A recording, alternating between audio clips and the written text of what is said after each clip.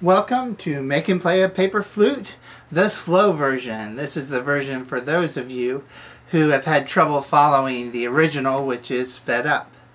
So this is going to be a little more detailed, hopefully help those of you who are having trouble. So we really need just three things. Piece of paper. Thicker paper is better. This is 24-pound paper I've got here.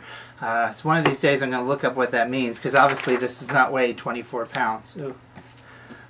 Then we got Scotch tape and scissors. And that's all you need. You can use rubber bands instead of tape, but I like to use tape.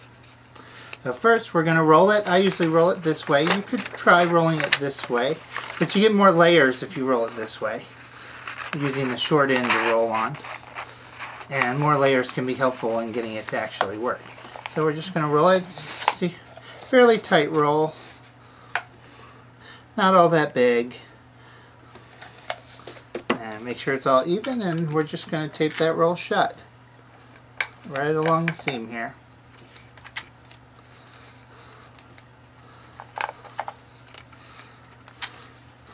That's, of course, that's the easy part. So we have a tube. If you're a trumpet player, you can go, but that's not what we're doing. Alright, now take your scissors. Look at where your seam is, both on the inside and the outside. Mine actually are almost lined up. You want to cut on the side opposite your seams. You want to be as far from your seams as you can. Say about an inch from the edge of the paper. A little bit more is okay. A little bit less may not be. About there. I'm going to put a slit part way in there. You get that so you can see. And then maybe a centimeter,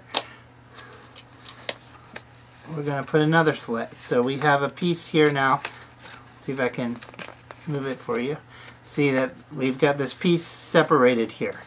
Now we're going to lay it back flat or circular, and we're going to get the scissors into the hole, and we're going to cut the edges of that so we can pull that up like that. And then we're going to cut it off and just throw it away. So now we have something that looks like this. We've got a nice little hole here. Try to undo the bend we put there as best as possible. It's not going to work yet. The next step is possibly the trickiest as far as making it work. Watch very carefully. We're going to, right here, we're going to bend the inside layers down. And the easiest way to do that is to get the scissors into them.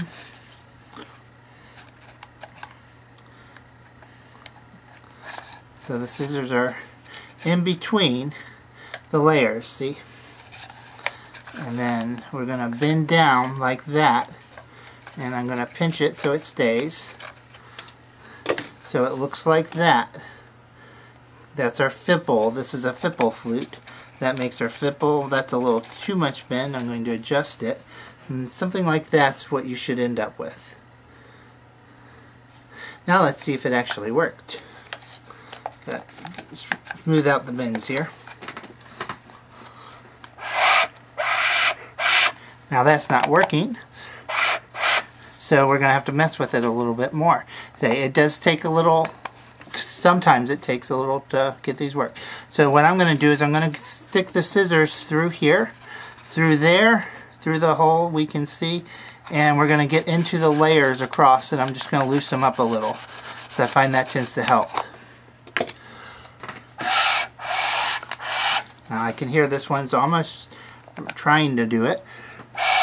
Just needs some adjustment. And I think this one's going to work. Just put it through the scissors through, loosen up the layers. Try to flatten out the bend. You can hear that one's now working. So you do have to play with it sometimes, and sometimes you have to throw it out and start over with a fresh sheet. I'll show you that again. So that's the key to making it work. If you don't have that there, then it's not going to do anything. So you bend down that inside layer and make a little channel up to the hole like that. That's what it looks like on that side.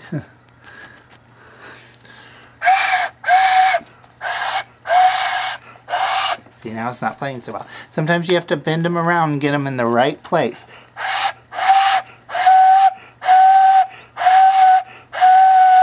that's the spot where that works. And you can add holes to them for fingering. Sometimes this will mess them up if you're not careful. I usually try to put the hole away from this side. I find if I put the hole on top, it'll mess it up, so I put it on the side here. I'll punch a hole through it and try not to mess up my sound workings. Real quick here, I'm having some trouble.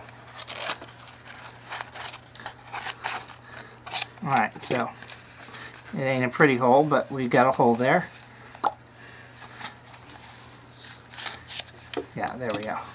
See if it still works first of all after doing all that.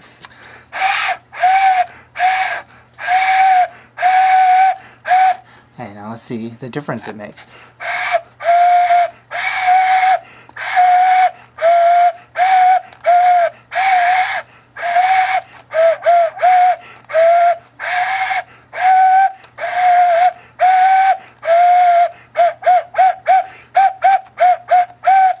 And you can experiment with holes in different places to make different pitches.